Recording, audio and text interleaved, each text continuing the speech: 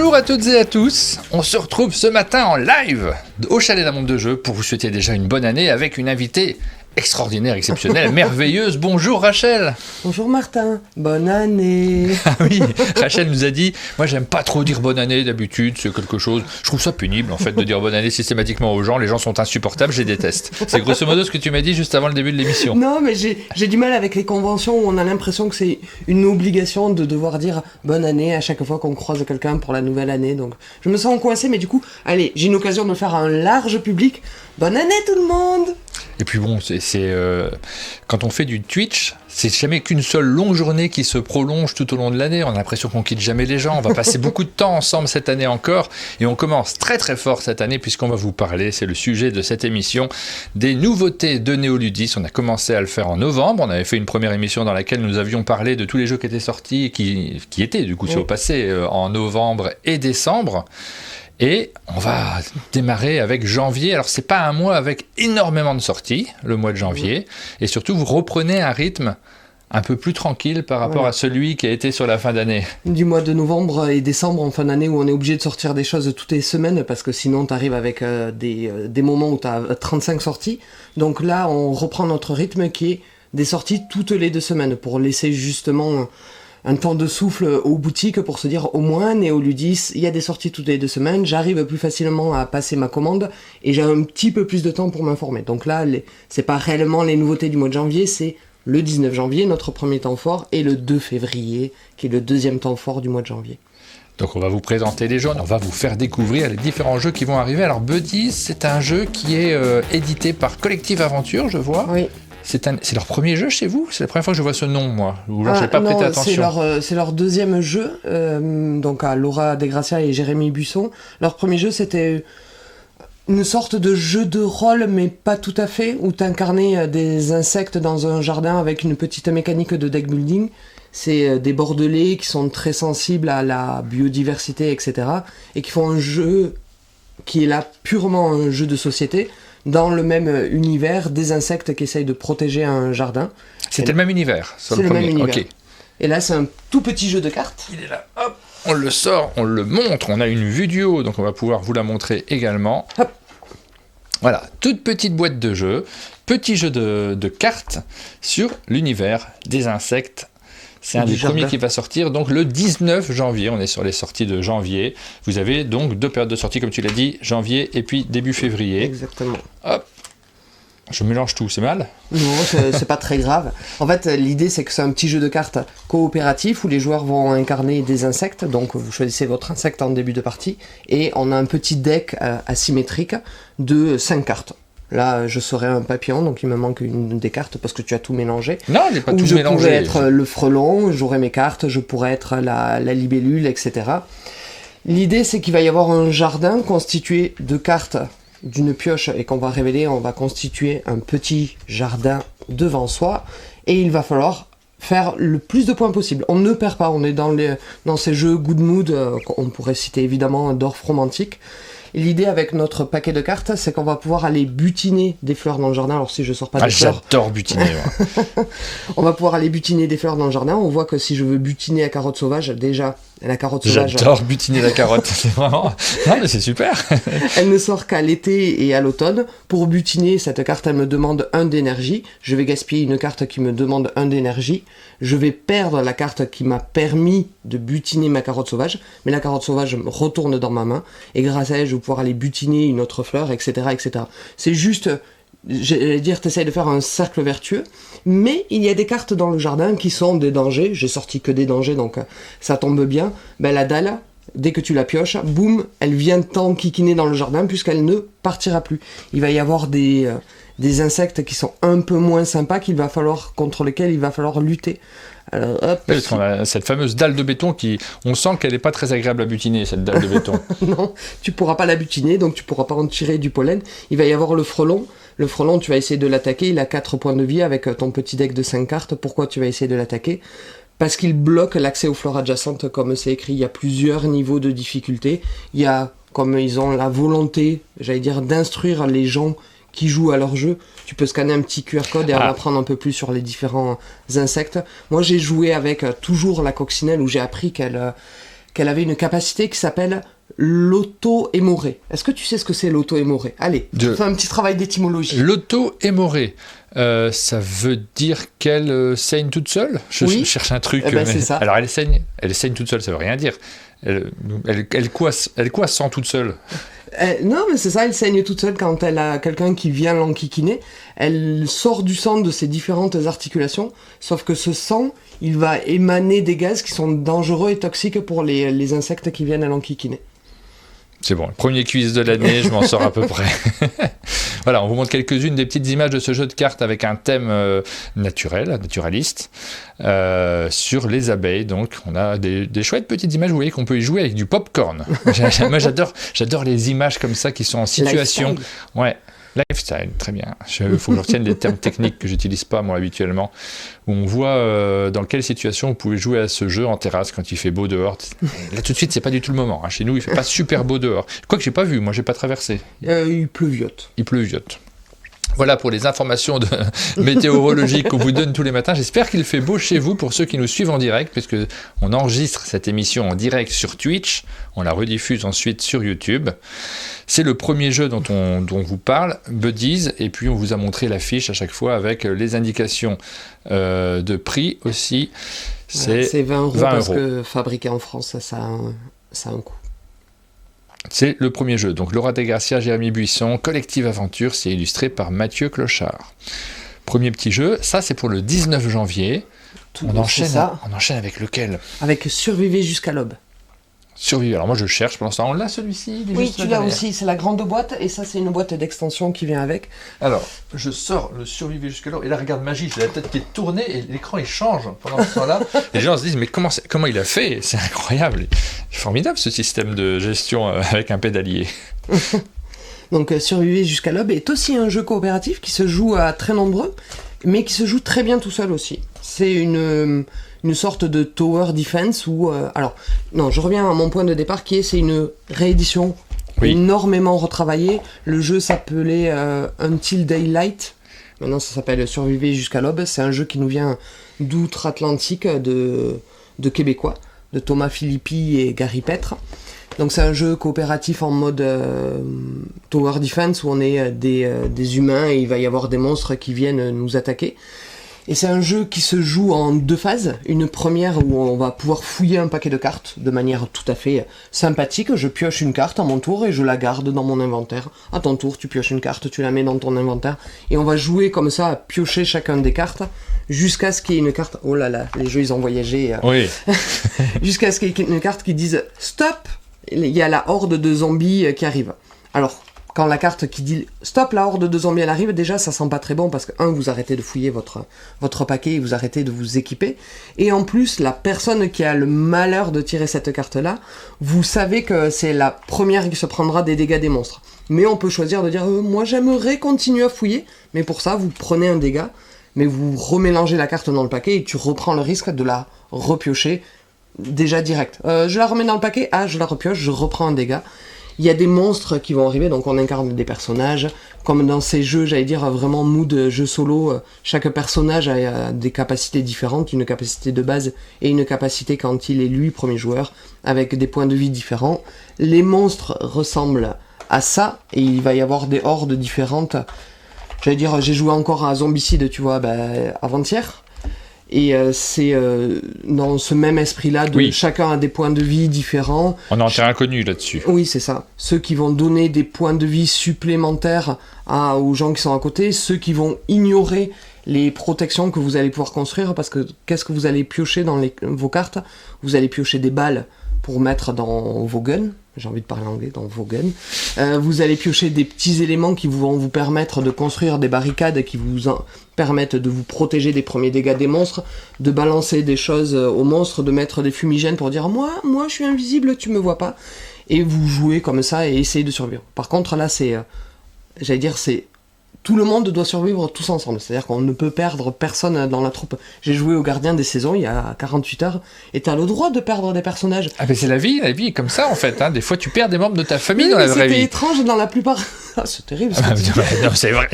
Écoute, les gens sont grands, il faut les éduquer là-dessus. Non, c'est pas vrai. C'est pas vrai, ne l'écoutez pas. Si, c'est vrai. Mais dans la plupart des codes des jeux de société, quand c'est coopératif, il faut que tout le monde soit encore là.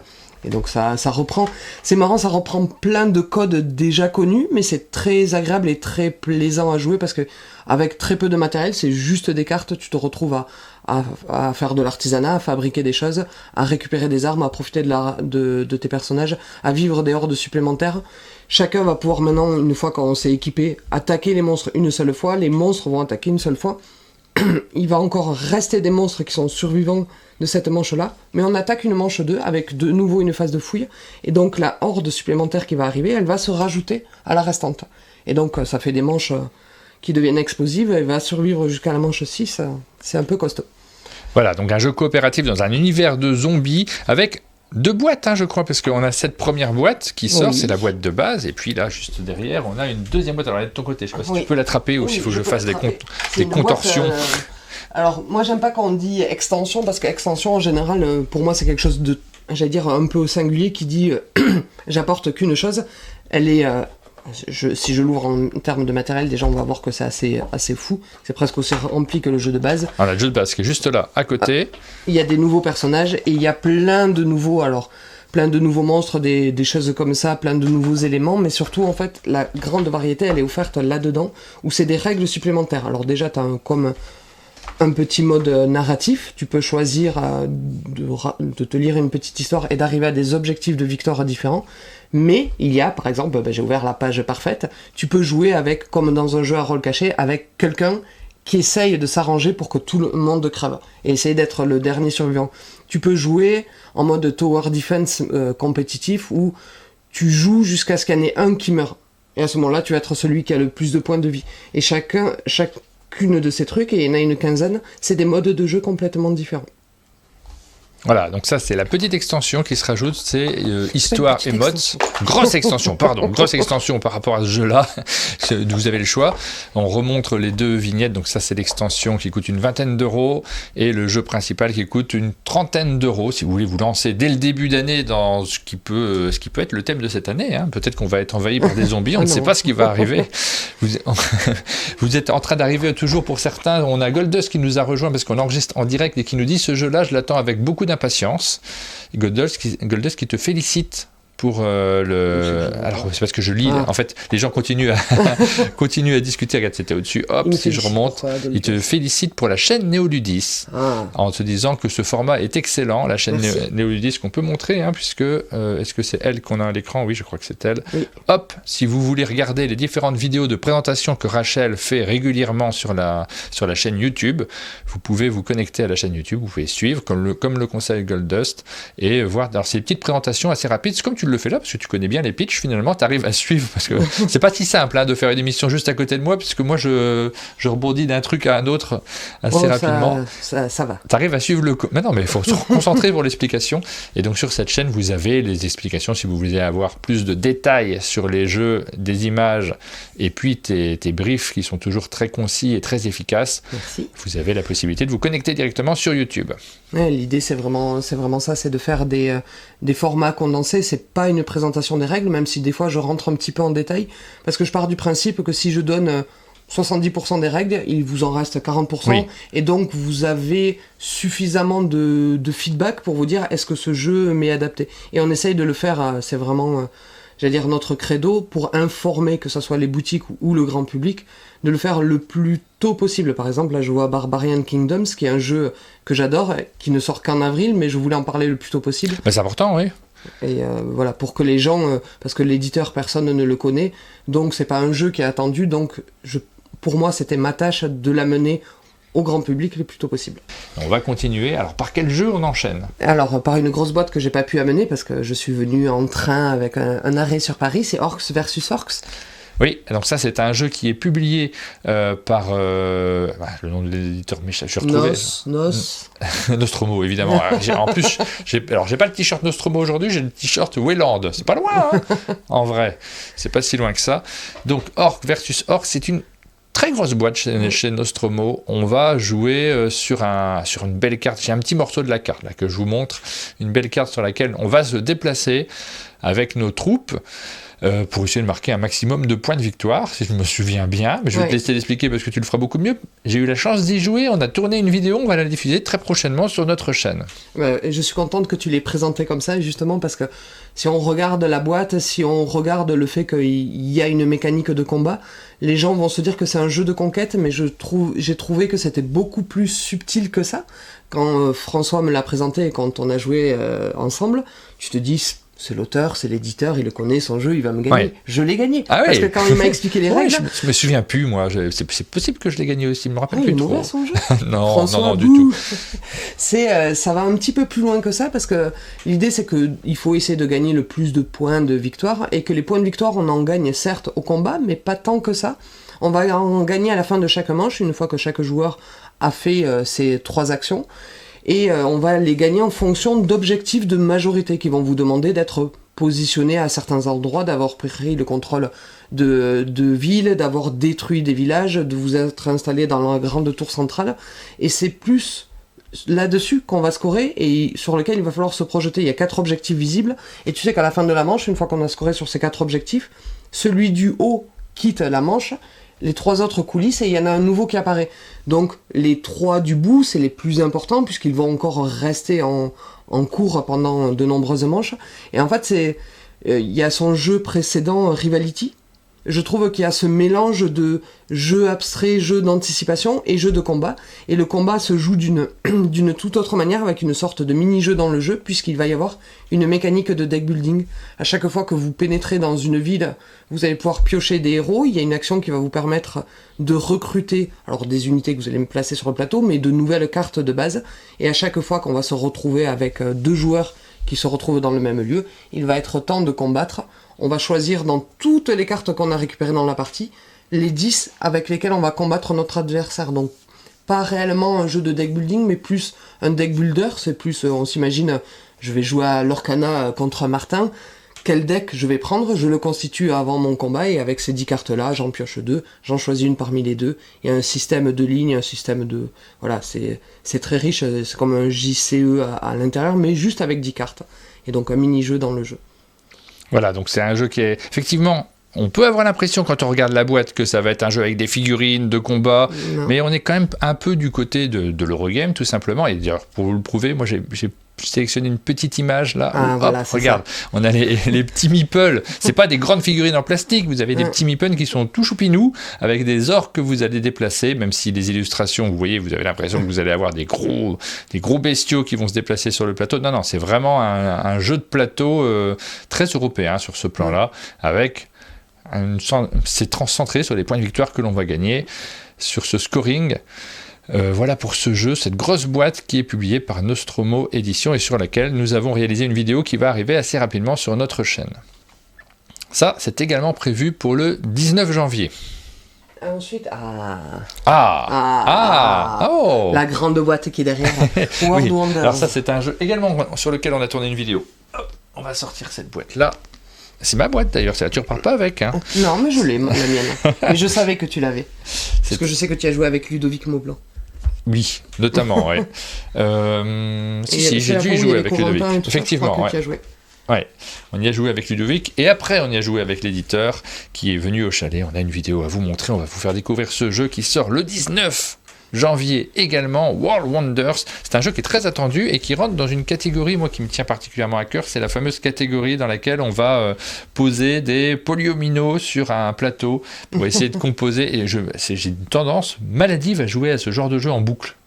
J'ai toujours un jeu de ce type-là. En ce moment, les jeux de polyomino. Ah oui. Là, en ce moment, moi, j'irais plus loin. Je dirais que les jeux de polyomino, en ce moment, c'est marrant, c'est des jeux de polyomino, mais c'est pas des jeux de Tetris. Le but du jeu, c'est pas de remplir à la perfection. Tu vois, Planet Unknown, Il y a le but du jeu, oui, c'est de remplir ta planète, mais t'es pas sur un casse-tête de il faut que je laisse la pièce parfaite. Il y a d'autres choses et t'as pas l'impression de jouer mentalement à Tetris. Moi, j'aimerais bien parce que je suis très doué à Tetris. Tu vois, là, en ce moment, je joue en boucle à Planet Unknown. Quand j'ai un petit moment de pause, comme il est disponible sur Board Game Arena, je fais des parties. Alors, en mode 2 joueurs, ce qui n'est pas forcément le mode le plus classique sur ce jeu-là, mais hop, une petite partie rapidement. Et j'aime bien quand même remplir ma planète complètement. Tu joues avec le truc de base, alors oui. Parce que avec les autres corporations, c'est un peu plus difficile d'y parvenir. Donc World Wonders, qui est un jeu qui nous vient du Brésil, de Zé Mendes, mais je le prononce probablement très mal, qui est un jeu dans lequel il faut ouvrir la boîte qui vient de péter, c'est pas moi. Merci de la précision. Il faut ouvrir la boîte pour montrer ça. Ça, on va montrer ça. Parce que là, vous avez du matériel qui est assez impressionnant. Vous allez avoir la possibilité de compléter donc votre petit plateau. On a un petit plateau personnel qui est juste devant, en plaçant différentes formes que l'on va se disputer, on va pas forcément pouvoir prendre exactement celle que l'on veut, parce qu'il y a une rivière de formes qu'on va pouvoir prendre, et en fonction de l'ordre du tour, celle que vous attendez, elle va peut-être sortir, elle va peut-être être prise par un autre joueur, et de temps en temps, il y a, même pas de temps en temps, mais à chaque tour, il y a plusieurs monuments qui sont disponibles. Ce ne sont pas toujours les mêmes, on ne sait pas dans quel ordre ils vont arriver. Et ces monuments sont représentés par ces figurines en bois, ces meeple monuments, qui sont quand même assez... Ouais, c'est des merveilles, elles sont assez impressionnantes. Ça fait partie des petits matos qu'on a envie de manipuler. Et ça fait une présence, en fait, il y a 22 merveilles dans la boîte. Et alors, j'ai plus pris en tête, moi je suis nul en prix. Moi je trouve qu'à 40 euros, c'est quand vous avez 22 merveilles en bois, regardez le ratio par rapport à ma main, ça c'est une des 3 pyramides, puisqu'il y en a 3 à l'intérieur. Ça fait une présence assez folle et un plaisir visuel non négligeable. Parce qu'on n'a pas tout mis là en plus, là on est en train de montrer la vidéo, mais regardez, il y a tout ça, mais il y a aussi tout ce qui est dans ce paquet-là, il y a vraiment beaucoup de matériel dans ce jeu. Regardez, il y a encore des merveilles là, ici. Vous avez vraiment beaucoup de choix, c'est-à-dire qu'on ne va pas avoir les mêmes à chaque partie, et ces merveilles ont en plus des contraintes de pause. J'explique un peu dans le désordre, je vais te passer la main parce que je sais que tu vas faire ça beaucoup plus proprement que moi. Alors, sans les visuels, ça va être un peu plus difficile. Il faut vous imaginer que vous avez un marché dans lequel on va tirer à chaque manche une seule tuile de chaque taille. Et il va y avoir, ça plairait beaucoup à Bruno Catala, c'est des petits podiums pour changer l'ordre du tour sur la manche suivante, et il va y avoir des lots de route. Regarde, je le mets là, on a le visuel quand même. Vue parfaite. Tu vois là, vous avez les différents éléments que vous pouvez prendre, et ça va se disputer entre les joueurs. Et vous voyez la couleur des joueurs tout en haut du plateau, rouge, jaune, bleu, vert. Il va falloir que vous soyez bien placés. Si vous attendez spécifiquement à avoir la forme T, par exemple, il faut que vous puissiez choisir avant les autres, parce que cette forme-là, c'est l'une des moins chères. Il y a un coût qui est associé à chaque forme. C'est ça, et en fait c'est un système de coûts de points d'action, puisque c'est représenté sous la forme d'or. On a 8 ors à dépenser à chaque manche, et à mon tour je vais pouvoir acheter quelque chose. Donc je pourrais acheter un lot de route pour 1, je pourrais acheter un podium, ou je pourrais acheter la forme T pour... C'est 2 ou 3, j'arrive pas à voir d'ici. La forme T pour 3 pièces.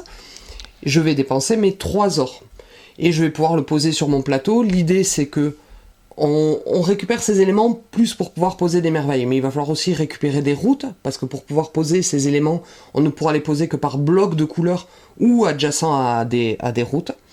Et ensuite, il va y avoir des merveilles. On va tirer des visuels de quelques cartes merveilles, où je vais en trouver. Alors, des cartes merveilles, je crois que j'ai des visuels. J'en avais préparé, je ne sais pas si j'ai enregistré, parce que je ne les revois pas. Si, là, regarde, hop, tiens. Parfait. Voilà. Par exemple, le Parthénon, il me demande, pour pouvoir le poser, il va falloir que je le pose sur 6 cases de plaine purement vierge, mais il va falloir que je le pose.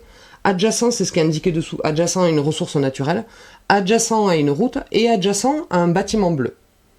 Et quel est son coût à cette merveille ? Eh bien, son coût à cette merveille, si je peux déjà la placer, si j'ai de quoi la placer sur mon plateau, son coût, c'est tout ce qui me reste d'or pour la manche.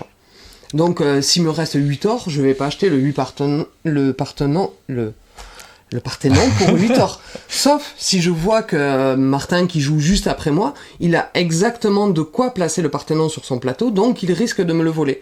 Donc il va falloir apprendre à faire des concessions. Mais ça, on adore. Ce genre de petites mécaniques dans lesquelles tu as une tension par rapport au joueur qui est juste à côté, et tu vois que je vais peut-être devoir faire ce choix très rapidement parce que celui qui est à côté risque de me le piquer. Ça, c'est une tension qu'on ressent notamment quand on joue après pas très très nombreux, mais c'est un jeu qui peut jouer jusque 5. Hein. Oui, ça doit être terrible à 5. Je n'ai jamais joué à 5, j'ai joué jusqu'à 4. Moi, j'ai joué à assez nombreux. J'ai tendance à préférer à pas trop nombreux, parce que j'aime bien contrôler en fait ce qui va se passer et justement pouvoir agir par rapport aux autres joueurs. Quand tu es à 5, tu dis de toute façon, je maîtrise pas, donc si je veux un truc, je le fais maintenant. Quand tu joues à 2, là, tu vas vraiment regarder ce que fait ton adversaire et tu vas jouer en fonction. Donc, moi, j'aime bien cette configuration de joueurs de manière générale. Il y a un côté rigolo quand j'ai dû jouer une dizaine de fois. Les merveilles, je commence à les connaître. Donc c'est-à-dire que je prépare mon plateau dans le cadre de l'arrivée de ces merveilles. Puisqu'à 4, par exemple, les merveilles, tu vas toutes les voir. J'attends mon port de cartage qui a un 3x3 qui doit avoir au moins un pied dans l'eau, etc. Je les attends, ces merveilles-là, et donc j'ai préparé les emplacements sur mon plateau et tu peux pas trop me piéger. Ça se joue très bien. On nous pose la question, est-ce que ça a l'air sympa? Est-ce que ça se joue bien à 2? Oui, ça se joue très bien, Muxim. Ça se joue très très bien, puisque le fonctionnement du jeu, lui, on est assez concentré sur son plateau au final. Moi, je trouve même que ça se joue. J'ai plus de plaisir à 2. Ça, c'est personnel. Hein. C'est pas du tout une critique du jeu que je suis en train de vous faire, mais j'ai plus de plaisir à 2 parce que je trouve que les interactions sont presque plus fortes quand on est 2 joueurs, puisqu'on joue vraiment en fonction du joueur adverse, alors que quand tu joues à 5, ce qui marche sans aucun problème, tu vas être concentré sur ton plateau et moins sur les autres joueurs que tu maîtrises. Oui, parce que le marché de 3 merveilles, il peut très vite changer avant que revienne ton tour. Mais même à 3, tu le gardes très fort, ce contrôle-là. Parce qu'à 3, justement, le marché des 3 merveilles ne peut pas complètement disparaître avant que ton tour revienne. Et vous le voyez sur la fiche, ça se joue tout seul aussi. Vous pouvez, il y a votre petit casse-tête, vous pouvez essayer de composer votre plateau de la manière la plus efficace possible. Donc voilà, c'est un jeu qui se joue de 1 à 5 joueurs. Il faut le mettre dans la catégorie initiée en difficulté parce que les règles sont assez simples, mais ça demande quand même pas mal de spatialisation et de projection. La première partie, quand on vous explique que vous construisez des choses et puis vous vous rendez compte que les merveilles, vous n'aurez jamais de quoi remplir les différentes contraintes. Voilà pour ce jeu, je vous montre quelques visuels supplémentaires avec ces fameuses merveilles qui sont impressionnantes, qui font partie du plaisir de jeu et qui est un jeu relativement accessible. Je vous montre le dos de boîte également, un dos de boîte sur lequel on ne peut pas expliquer toutes les règles, mais on voit, on insiste sur, parce que c'est le seul visuel que j'ai là où on voit un petit bout du plateau composé. On insiste sur cet aspect un peu patchwork, dans lequel on va poser les différents éléments les uns à côté des autres en essayant de combiner en fonction des règles qui sont placées à l'intérieur. Tu vois, je te laisse du temps, là je brode pour que tu puisses c'est ça, mais j'essaie de pas faire trop de bruit. Mets-le en vrac. Je mets en vrac, mais je veux pas faire trop de bruit. On commence par lequel? Donc c'est Fabula. C'est Fabula Ultima. Hop. Donc c'est une gamme de jeux de rôle, puisque souvent les jeux de rôle viennent en gamme, puisqu'il faut le kit du meneur, il faut le livre des joueurs, il faut différents accessoires. Et Fabula Ultima, qui est donc un jeu de rôle dans l'univers des JRPG. Alors, pas dans un univers en particulier, mais ça en reprend tous les codes. Je crois que j'ai dit code très souvent cette fois-ci. Alors les JRPG, expliquons-le, c'est plus qu'un univers en fait, c'est un domaine complet. Ce sont ces fameux jeux de rôle jeux vidéo habituels, qui sont développés au Japon. Oui. Qui ont d'ailleurs beaucoup de fans en France également. Hein. Oui.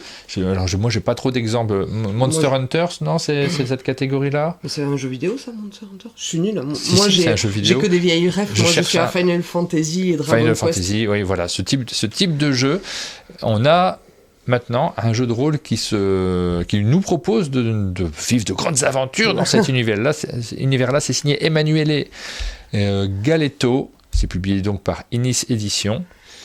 Et vous proposez les différentes boîtes. Alors ici, là, on a le visuel du jeu de rôle de base, qui est proposé à 39€. Il y a un petit kit des trucs d'introduction. Kit de démarrage. Voilà, merci. On a le livret du meneur, qui est proposé à 10€. Le kit de démarrage, appuyez sur Start. Ça, c'est drôle. Tu vois, ça t'a fait sourire.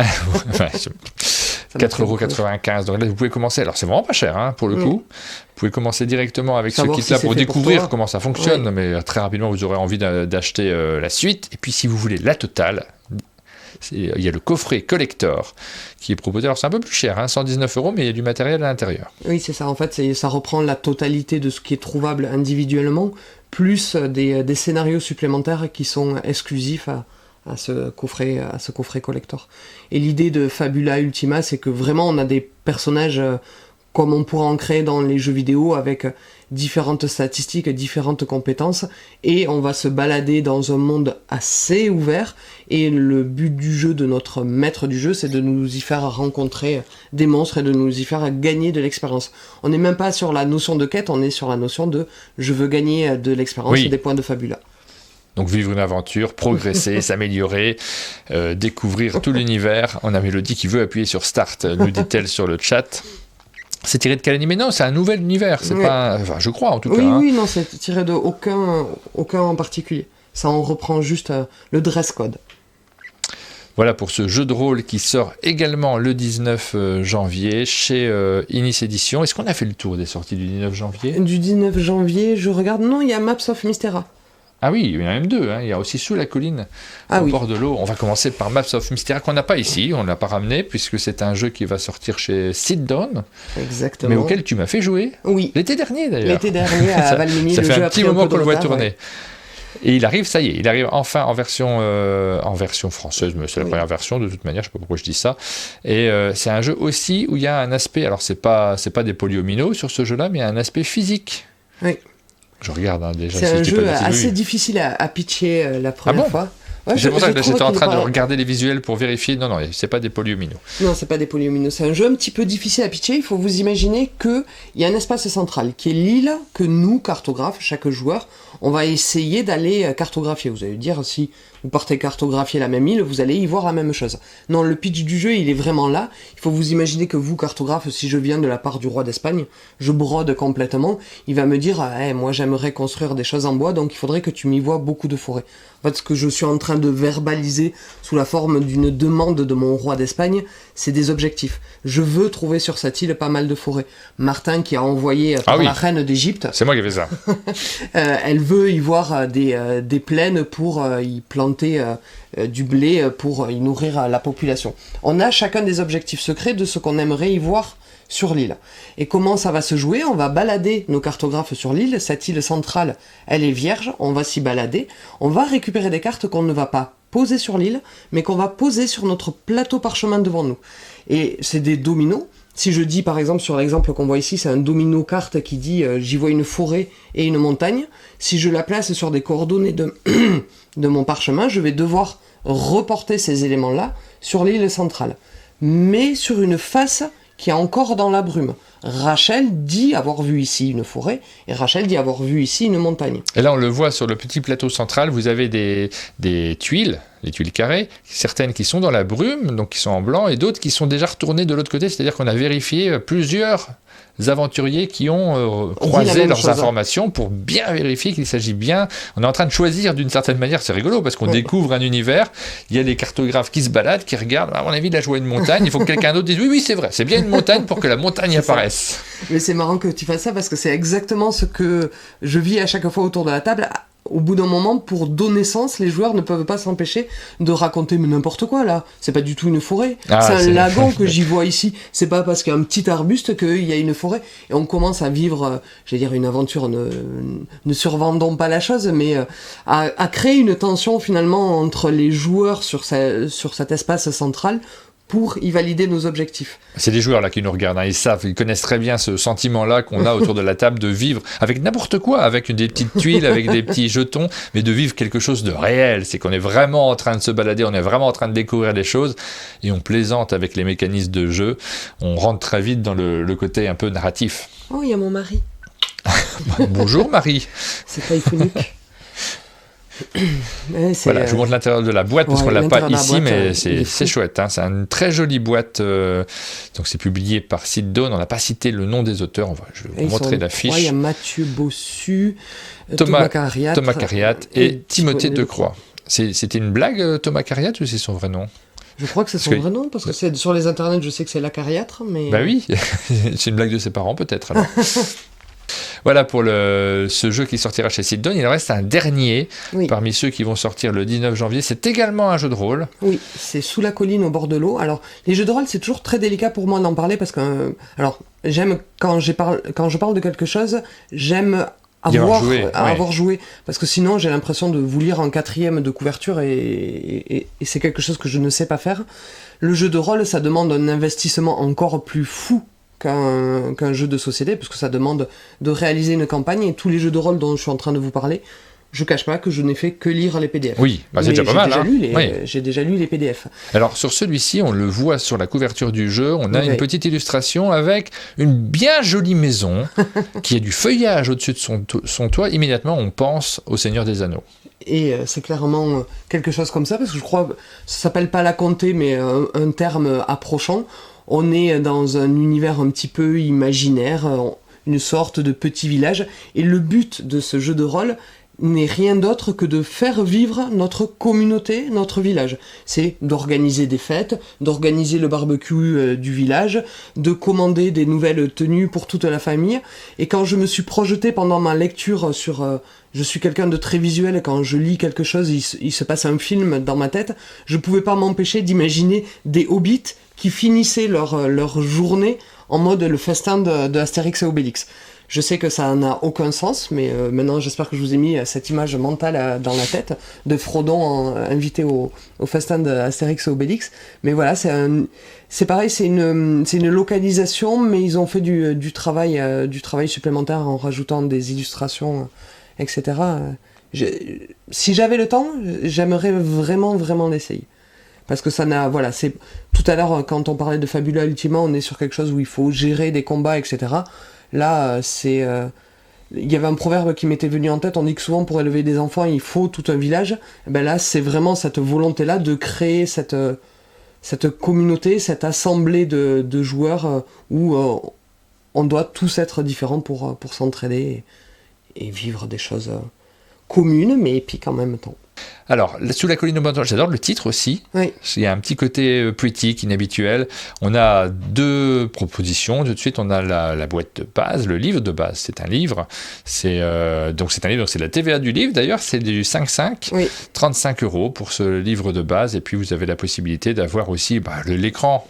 L'écran pour jouer au jeu de rôle, c'est important également, donc c'est un petit peu plus cher, évidemment. Il y a des petits rappels d'éléments, c'est toujours surtout pour le rappel des règles que c'est toujours très agréable. C'est signé Josh, j'y arriverai pas. McCrowell, c'est publié par l'édition du Troisième Œil. Leto en acronyme. Ah bon ? Oui, l'édition du Troisième Œil. Ah ouais, d'accord, ok. Voilà pour ce jeu de rôle, et on a fini avec les jeux qui sortiront le 19 janvier, si on n'a rien oublié. Non. Donc c'est déjà un joli programme, mais dans des genres janvier. très différents. Ah mais oui, mais c'est le 19 janvier également. Oui. Alors ça, c'est pas véritablement une nouveauté, c'est une entrée au catalogue. Non, c'est une nouveauté. C'est une nouveauté, vraiment ? C'est vrai. Ça fait longtemps que je les vois sur les stands dans les festivals. Oui, c'est ça, mais c'était pas encore produit. Ça y est, ça arrive. Début janvier. Je pensais que c'était déjà disponible. Eh ben non. On est en train de vous parler d'un style de jeu sur lequel il y a des aficionados, c'est difficile comme mot, pourquoi je me lance là-dedans ? Et les anti-aficionados, dont je fais partie. Ouais, moi, je suis pas non plus un grand fan de la pichenette. On va vous parler de jeux de pichenette. Je suis pas un grand fan de base. Quoique, il y en a certains qui me plaisent beaucoup. Et sur cette gamme-là, on a vraiment de très gros fans de la gamme de manière générale. C'est une série de jeux de pichenette sur des grands sports. Donc là, j'ai pas beaucoup de visuels dessus, mais toi, tu nous as ramené un exemplaire. Oui, je me suis dit que j'allais te faire jouer. On va faire un petit peu de sport. Donc, je vous montre les visuels. On a 4 jeux qui sortent chez Pitch Games, qui sont distribués donc par Néoludis. On a Basketball, donc la version basket en jeu de pichenette, exactement. On va avoir le Cornhole. Tout à fait. Donc ça, c'est ce jeu auquel on joue souvent l'été. C'est un jeu dans lequel on lance un palais sur une planche de bois, vous connaissez peut-être. Mais c'est là où je prends la parole. En fait, c'est que l'idée, c'est qu'il y en a 4, mais il y en a 2 qui sont très user-friendly, qui sont très simples. Le Cornhole, c'est un des plus simples. À ton tour, tu essayes de pichenetter ton palais pour qu'il arrive dans la zone qui correspond au trou sur la planche dans le véritable jeu. L'autre jeu très facile d'accès, c'est les fléchettes. C'est celui que j'ai amené. Alors, on va essayer. Si c'est facile d'accès, on va voir si on s'en sort. Mais sauf que tu vas devoir jouer à la verticale, donc bon oui, courage. Non, mais moi je fais des émissions, donc j'ai l'habitude de faire n'importe quoi. Donc la gamme à chaque fois, alors Pitch Games, c'est Paul-Henri Argeau et Mathieu Roch. Donc Paul-Henri Argeau, l'auteur de Stratus et Nimbus, Perfect Words, un homme extraordinaire. Grosse année l'année dernière pour Paul-Henri, qui a sorti pas mal de jeux dont on parle, et que vous voyez souvent sur les festivals, alors souvent aussi en kilt. On est très souvent vu en kilt sur les salons. pour le kilt, s'il y a quelque chose. Ah bah tu tombes sans faire exprès à côté de lui en disant il je est tombe. vivace. Ah ouais. Et puis donc le dernier on l'a pas cité, c'est le jeu de foot. De foot, soccer. Voilà, et foot et basket sont un peu plus joueurs rien qu'en termes de règles. Il y a la notion de se faire des passes. Il faut que tu fasses plusieurs pichenettes et que tu le passes aux différentes zones qui correspondent à des joueurs fictifs. Le basket, ça fait grimper une zone une jauge qui t'autorise à tenter de faire un tir. Et le foot, voilà, faut faire des passes. Et à un moment donné, si tu n'es pas dans la zone exacte, tu dois essayer de faire un tir au but. Et on a Rémi qui nous dit c'est pas un palais pour le cornhole, c'est un sac de sable. Je confonds tous les jeux. Mais ah oui, c'est le jeu du palais où il y a un palais, tout simplement. Voilà, je mélange tout. C'est même c'est pas un sac de graines, c'est un sac de maïs, puisque corne. Ouais. Oui, effectivement, sac de maïs, tu as raison. Et si c'est trop chaud, ça devient du popcorn et ça change la gravité. Alors là, vous l'avez en vue de côté, notre plateau. Qu'est-ce que je dois faire ? Alors, c'est un jeu de fléchettes, et donc comme le jeu de fléchettes, il y a plein de variantes, et là je te fais jouer à la variante, je me rappelle plus son nom aussi, le cricket. Je m'entraîne, c'est important. C'est une course. Donc si tu te sens débutant, tu peux jouer à partir de la zone verte, la zone pour les nuls. L'idée du jeu de cricket... Là, tu as dit nul, c'est plus possible. C'est que normalement j'ai une petite plaquette où le but du jeu c'est d'essayer d'être le premier joueur à clôturer les zones de 15 à 20. Pour clôturer la zone 15, tu dois scorer 3 fois dans 15. Alors ça, tu scores une fois, mais si tu viens ici, tu vas scorer double, et si tu viens ici, tu vas scorer triple. Donc avec ton lancer de 3 palets successifs, tu vas essayer idéalement de faire mon triple 15, mon triple 17 et mon triple 18. Sauf que toi-même, quand tu as lancé tes palets, que tu t'es passé sur ton triple 17, si tu fais ça, bah ton triple 17 il est plus actif parce que là... C'est rare en fléchette ça, mais ouais, là c'est possible, puisque on est dans un jeu de pichenette. Et alors on insiste sur l'intérêt d'avoir ce tapis, parce que l'essentiel du matériel du jeu, c'est le tapis. Vous avez effectivement les petits éléments à déplacer, mais ce tapis, vous le voyez, ça permet d'avoir une qualité de glisse qui est quand même très très importante. Là, on est en période de sport d'hiver. Non mais je monte la glisse là, tu vois, j'ai pas réfléchi particulièrement. Hop, regarde, je vais faire le centre. On a lancé le centre, c'est formidable. Non. Ouais, c'est pas loin, mal. Pas loin.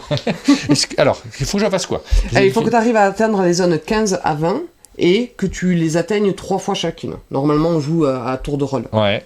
Ou tu peux essayer de faire le plus de points. 15 à 20, mais j'y arriverai jamais, je peux pas être précis comme ça, moi. Non, mais ce qu'on va faire, c'est que tu vas essayer de faire le plus de points. Ah, c'est mieux. Alors le centre, il vaut 50 points quand même. Oui, il vaut 50 points, tout à fait. Alors après, il faut bien se mettre par rapport au centre. On est un peu en décalé, hein, donc là, c'est pas si simple. Je me donne des excuses. Je me mets au centre parce que comme ça, je peux avoir le 20, mais il faut pas que je m'arrête au 3. Hop ! Ah, t'es dans la deuxième zone centrale qui de mémoire c'est 25. Non, c'est le centre. Si c'est le centre, c'est 13. Hein. Ouais, c'est 13, pardon, je t'ai fait bouger. Hop, je vais le pousser un petit peu. Alors, t'es à 6. Nul. Allez, je finis par un petit 19. Nul, j'ai tout raté. Mais vas-y, montre-moi si t'arrives à faire mieux. Mais je peux pas, de là où je suis, il faudrait que je vienne sur ses genoux. Non, je viens pas sur mes genoux. Oh, Martin, ils veulent pas que je vienne sur ses genoux. Moi, j'ai pris le train pour venir sur tes genoux. Mais moi, je suis nul au jeu de pichenette. Oui. Mais surtout, là, c'est de la pichenette en diagonale. Nul. Ah, mais je vais me repousser, tu vas voir. Ah! Oh, c'est 15. Ah, c'est mieux que toi. Il suffit que je me pousse celui-là. Comment ça, c'est mieux ? On n'a pas fait l'addition, on sait plus où on en est. Ah, c'est 19. 15 et 19. Ouais, reprends ta place, là. J'ai gagné. Oui, je sais pas si vous les avez déjà croisés, les gens de Pitch Game, sur les festivals, parce qu'effectivement, comme tu dis, ils sont souvent sur les festivals. Pour l'anecdote, moi, les jeux de pichenette, j'ai vraiment du mal, ça me fait mal aux doigts, alors que je... Ah oui, mais moi aussi, je suis dessinateur, je peux pas faire ça, enfin, c'est pas possible, je vais me casser les doigts. Moi, je suis pas dessinateur, je ne me sers pas de mon doigt. Là, ça va. Oui, c'est vrai que c'est très agréable. À force de taper, c'est vrai que ça Moi, c'est le choc contre l'ongle qui me dérange, et donc, du coup, je les ai invités à Toulouse, et on va animer dans un bar à jeux leurs différents jeux, parce qu'il n'y a rien de mieux que les auteurs et éditeurs pour parler de leurs jeux. Ils sont d'où d'ailleurs, Paul-Henri ? Ils sont de Montpellier ou par là, je suis nul. De Montpellier ou par là, donc c'est un petit trajet quand même. Et Mathieu qui demande quel est le prix du jeu, je crois que il s'affiche, c'est pour ça, je l'ai affiché directement, c'est 30 € pour ce jeu-là, donc c'est essentiellement le tapis en réalité que vous achetez, mais c'est vraiment, c'est de la bonne qualité, c'est indispensable, parce qu'on a pas mal de jeux de pichenette qui se sont vendus, mais sur du carton, et ça marche pas bien en fait, carton ça accroche un peu. Il y en avait même où on te demandait de faire sur ton matériel à toi, enfin de faire sur tes tables de jeu. Donc très variable en fonction de comment on s'organise, sur quelle est la matière de la table, là, ça sera la même pour tout le monde. Et et détail, parce que je sais que c'est important quand on est une boutique. Alors le jeu vient dans un sac de transport qu'on met à l'épaule, tu m'as vu arriver avec ce matin, mais ce sac de transport est dans une boîte carton pour trouver place dans les rayonnages des boutiques. C'est important également. Voilà, pour les jeux qui paraissent le 19 janvier, des jeux dans des styles très différents les uns des autres. On a eu du jeu de rôle, du jeu de pichenette, du jeu avec des polyomino, une aventure incroyable qu'on vit tous ensemble, mais qui n'est pas du tout coopératif avec Maps of Mysteria. C'est bien. Cette fois, je l'ai bien dit. J'ai envie de dire Mysteria, moi.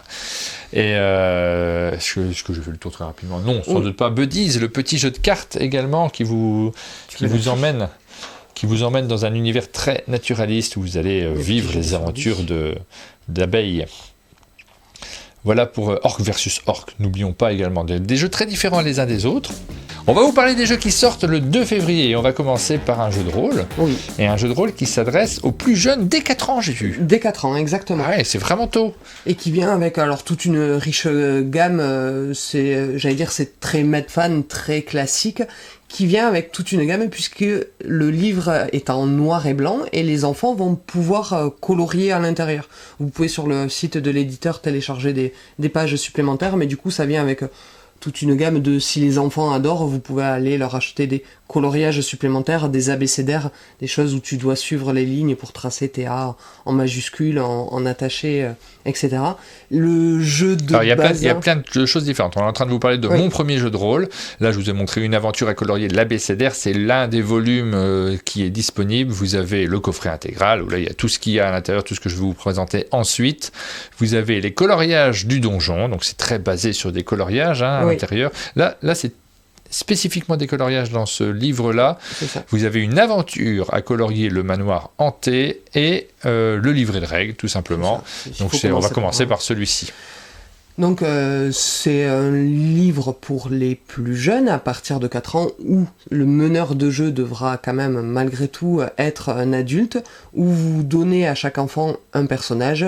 Il choisira, sur ce personnage, il devra se choisir un compagnon, et sur ces 4 statistiques,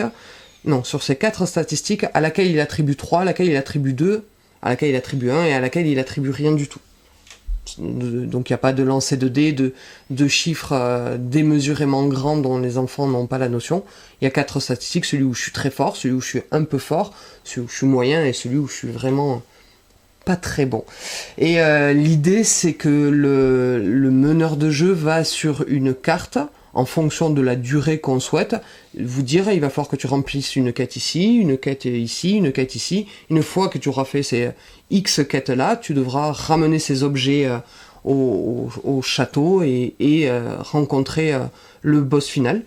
Et ça veut juste être une initiation au jeu de rôle dans le sens où les quêtes, les enfants vont raconter de comment ils vont essayer de les résoudre en fonction des statistiques qu'ils ont choisi d'être. Si j'ai choisi d'être très costaud, je ne vais pas aller récupérer le parchemin dans la bibliothèque en essayant de marcher sur la pointe des pieds. Je vais proposer d'y rentrer en plein milieu de la nuit et de casser la porte. C'est pas un très bon exemple de ce qu'il faut apprendre à faire aux enfants. Alors que si j'ai choisi d'être quelqu'un de très discret, de très agile, je vais proposer de le faire au pied et à la barbe du bibliothécaire. Ouais. Et donc après c'est juste du lancer de dés, je lance mes 2 dés, je rajoute la valeur de ma statistique et on voit si j'ai fait plus de 9, si j'ai réussi ou pas mon test. C'est juste ça, c'est très très très adaptable. L'idée c'est de créer son univers tous ensemble. Voilà. Pour ce jeu de rôle, ce premier jeu de rôle, et on a un dernier jeu dont tu voulais nous parler, qui s'appelle The Hunt. Exactement, qui est un jeu 2 joueurs. Chez Nuts, je vais avoir oublié le nom des auteurs. Voilà. Il s'affiche ici, Mathias Kramer alors je connais Mathias Kramer, je connais pas Engine Hunter. Et c'est donc publié par Nuts Publishing. C'est un éditeur que l'on suit particulièrement pour un type de jeu particulier, souvent historique, souvent avec souvent du 2 joueurs également, souvent des affrontements Tu penses sûrement à Inflexible, par Exactement, exemple. je pensais à Inflexible Normandie, ils en ont fait plusieurs dans cette gamme-là. Oui, Afrique du Nord, et il y a Stalingrad qui arrive. C'est la zone de quiz, je te pose des questions sur les jeux qui vont. Et il y a Résistance qui était sorti chez eux là en fin d'année, que j'ai adoré, qui est un jeu solo. Mais que je joue en coopération, que je trouve extrêmement chouette. Donc on est un peu quand même dans cet univers-là. Alors c'est pas tout à fait le même jeu. Là, c'est 2 joueurs, on s'affronte, c'est 14 ans et plus, des parties relativement courtes, 25 à 45 minutes. Et alors moi, je peux pas m'empêcher de commencer par l'anecdote historique, parce que quand j'ai lu les règles du jeu, je me suis dit, ça cache une anecdote historique, et moi, je veux savoir laquelle elle était. Donc d'abord, le pitch du jeu, c'est que on est au début de la Seconde Guerre. Le but, c'est une victoire asymétrique. Le but du jeu du joueur allemand, c'est de couler un certain nombre de navires marchands de la flotte britannique. Le but du jeu de la flotte britannique, c'est d'essayer de trouver le bateau allemand et de le couler suite à une bataille. Pourquoi ça ? Parce que en fait, au début de la Seconde Guerre, enfin entre les deux guerres, l'Allemagne, à cause du traité de Versailles, ne pouvait pas construire des navires de guerre d'un certain poids. Donc elle ne pouvait pas construire des destroyers, des croisés et des choses comme ça, mais elle a eu l'idée on m'interdit juste le tonnage, je vais construire un navire de guerre, mais je ne vais lui mettre aucune protection.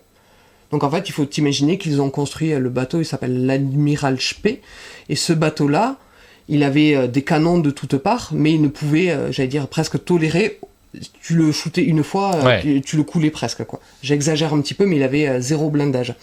Donc ils ont donné ce bateau à un capitaine dont j'ai oublié le nom. J'ai oublié le nom, ça ne veut pas me revenir, mais on le trouve sur les cartes.